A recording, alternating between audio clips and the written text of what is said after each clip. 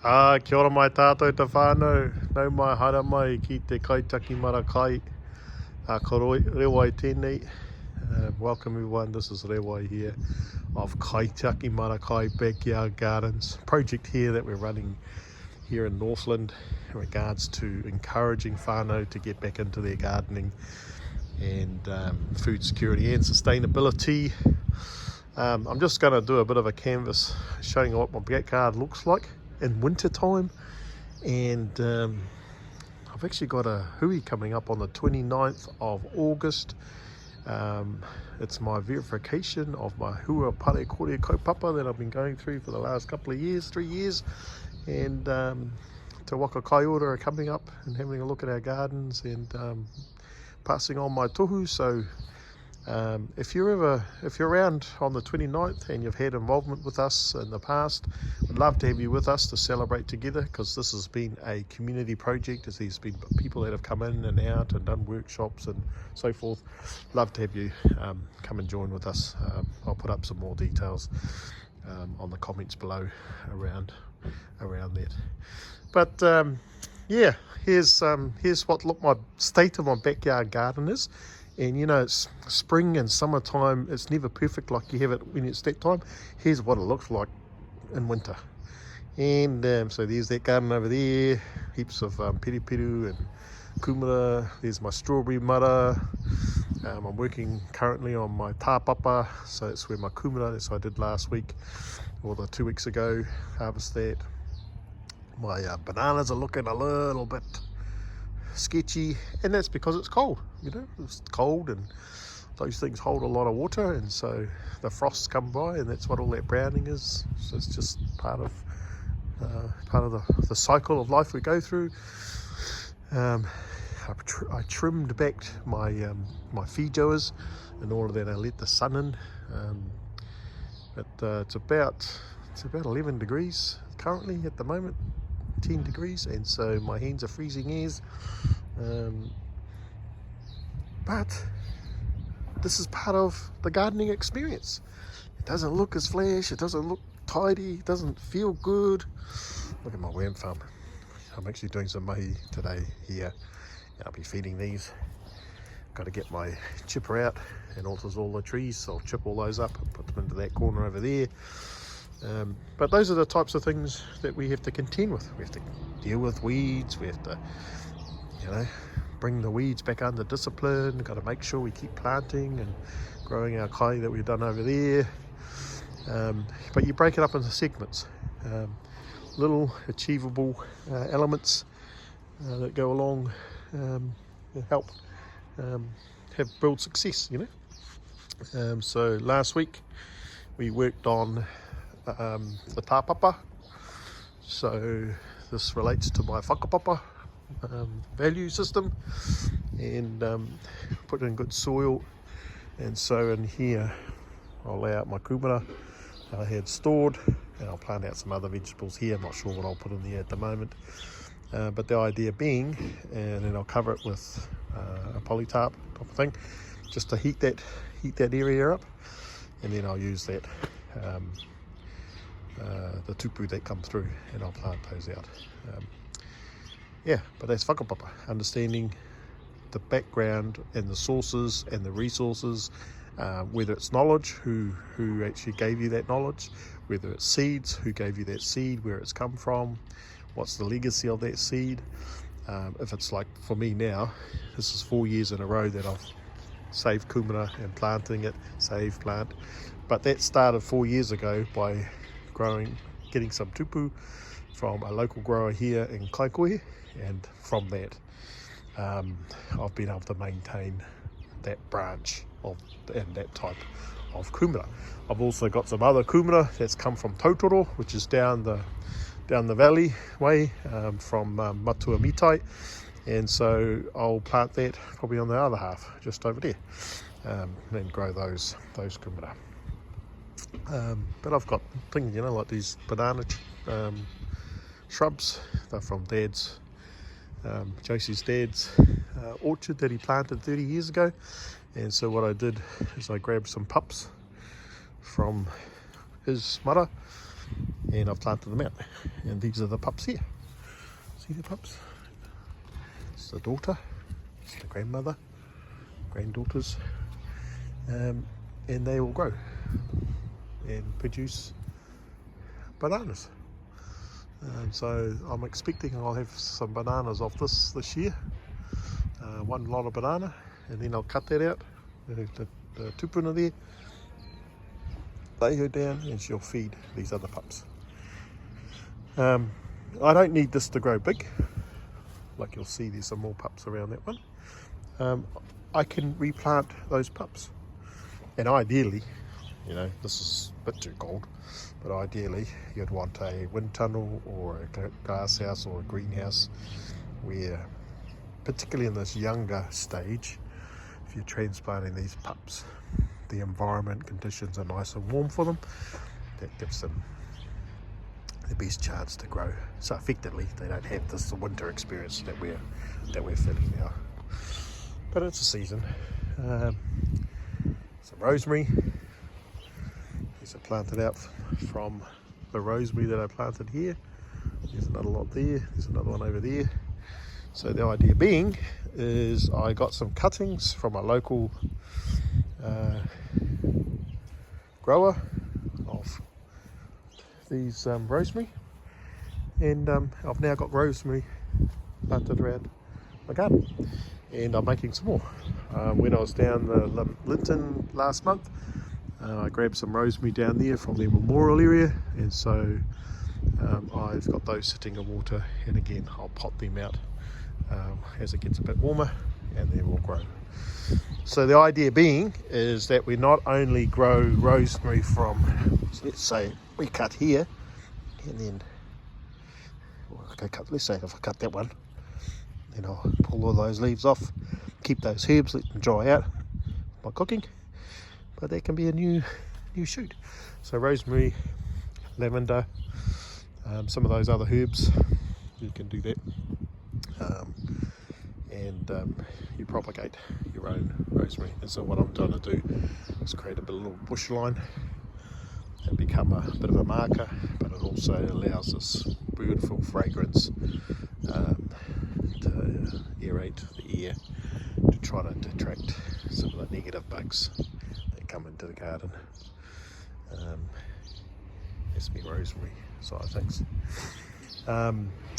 I found some at the Papakainga, tiro ki tēnei rākau, kumara, and I'm just letting that grow, and so hopefully we'll have this nice shrub around this area, kumara. Look at that. Good for cleaning our blood system out, cleaning our tummy, rongoa tēnei. So now I actually don't know what type of mix to do it and make it. So those who are into their natural medicinal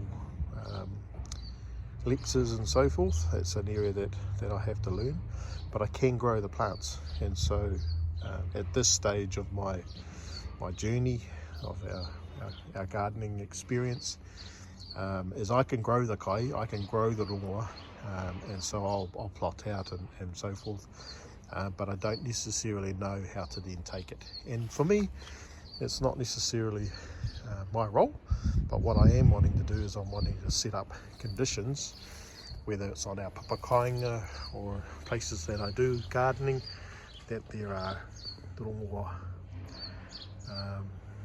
trees and natives there to allow people who are experts at that, they can come along and grab what they need to produce their rongoa. So we're part and parcel of a building of a community that can share in the benefits of our gardens.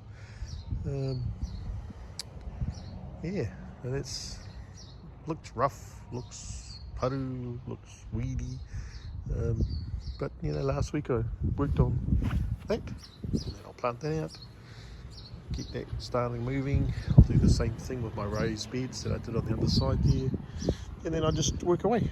I did a bit of raking through the plants in here, and then this edging, I'll chip away the edging in order that I can help put a buffer between the weeds that come from the grass. But this is the state of winter, and I'll be weeding all this, trimming it back, putting it onto the mulch around the banana trees because they're heavy eaters and drinkers, and so I'm wanting to make sure that there's enough kai for them. All these different plants in here, and I see my rhododendrons coming through. That'll tell me that we're slowly getting towards spring and August soon, in another week's time, so we've got another month to go before spring comes. And once she gets warmer, these things will grow.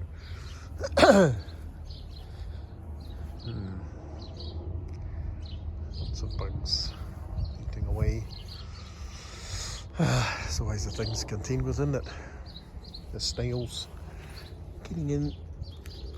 But cabbage, yeah, I'm going to allow these to grow, and there's a local Hua Parakore down the road. I had a talk to them last week and just asked about their kaupapa, and so we got some food donated to us from the Korean community, the Korean Baptist Church in Auckland last weekend, and particularly around their noodles and some of their canned food. I'll deliver some of that. But the idea being is that we'll grow food not only for us to eat, but then also for the next door, but more importantly we'll start supplying gifted food to the whatakai here in Kaikohe, just to help out our local whānau with cheaper food and options for them. Alright, this is Rewai Te Kahu, ngā mihi atu kia koutou i tēnei wā. Ka hoki mātou ki te mahinga kai, i roi te mara, ka whakatohi ai ngā kākono pai mō ngā kai, me ki te kai whenua, te kai rākau hoki, hua whenua, hua rākau. Yeah, pai ana tērā. Yeah, so we're just going to do a bit of clean up, and alright then whānau, hei kona. God bless you all, and get into your gardens. We'll do some work now preparing for spring and our wānanga on the 29th of August here in Kaikohe. Hei kona.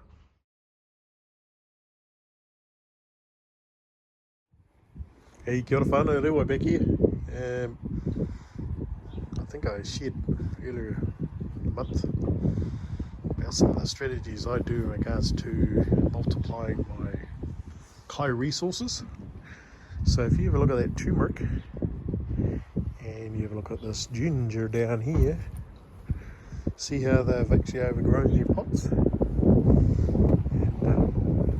one thing with the garden, that's a lot of work for them to repot that and split the roots into other pots.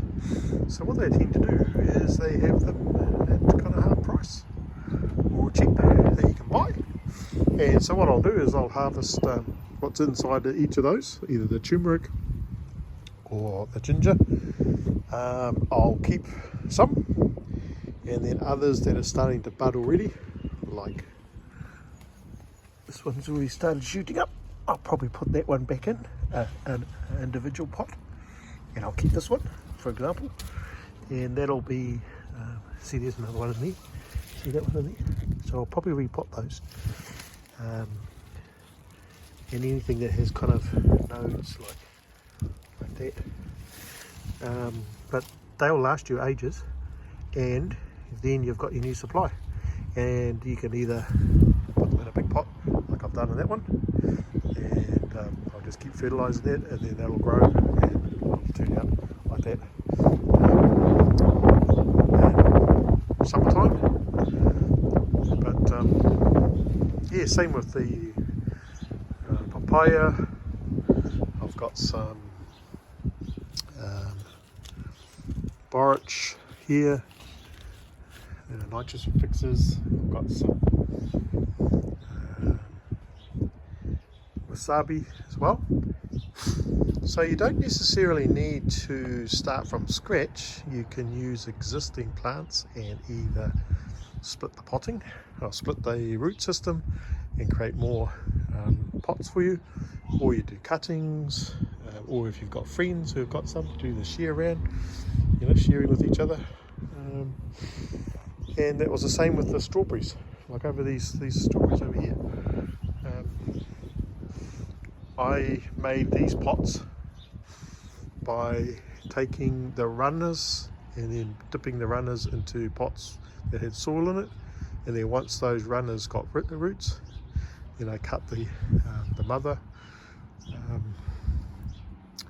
pecker, and then it becomes a standalone strawberry pot. In fact, there's some strawberries coming through on that one in there. I'll just zoom up a bit. See that? So it's a little bit early, but yeah, so I've created more strawberries that I can plant in my strawberry patch where there are holes or ones that have died on, and then I've got that perpetual cycle going on. So this is about sustainability. The idea of food security sustainability is you find sustainable ways of keep producing your different vegetables or your different trees, and maintain the biodiversity by introducing other produce from other areas, like I did with the rosemary that I talked about before. But here's my backyard, just where I really actually just wanted to quickly show you what we've been doing, or what I've done today. Is I've obviously mowed the lawns, I've trimmed down my strawberries to allow them to grow a little bit, and then as we get closer towards end of spring, there's a strawberry in there, I'll then kia ora korua. Nice. I'll then put straw down and get them ready for the summer period. So what did I do today? So today I just cleaned up the edges of this mudder, and I've put all the soil along the back here. I've put the weeds to help feed these banana trees on the side. Over the next couple of days I'll do the same on that one there. I'll put a edging, just a mowing strip that just cuts the weeds back. I'll probably look at trying to harvest the kuma that I've got on that side. Yeah, just see what we've got on there. I'll do some weeding, and then I'll also do these gardens that are here. I'll do the edging like we've done around here. So yeah, it's looking good, nice and tidy, and it dries out the soil, it dries out the land a bit as well. Sometimes you get moisture holding in with things are cut short. I'm able to dry out the grass a bit, and also one way of controlling the snails, because they love green lushy areas to hide in. So if I cut those right back, they have to find other places to hide. Hence why I've got this edging along the back there. I normally put bark down, and I'll plant my trees and bushes along there. Yeah, so I mowed the lawns, I put some grass clippings in my worm farm that I've got here to feed my worms. But cabbages like galore, or brassicas, broccoli, yeah. So that's what this looks like, and that's gardening. I'm going to drop off some lemons to Patakoi in town here. I've got some other kai that we were given. We'll share those around the local community.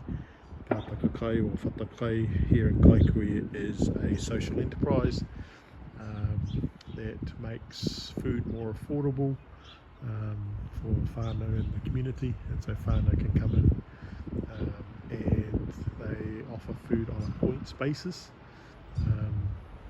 Now, it's not to say that the whānau don't have to do anything.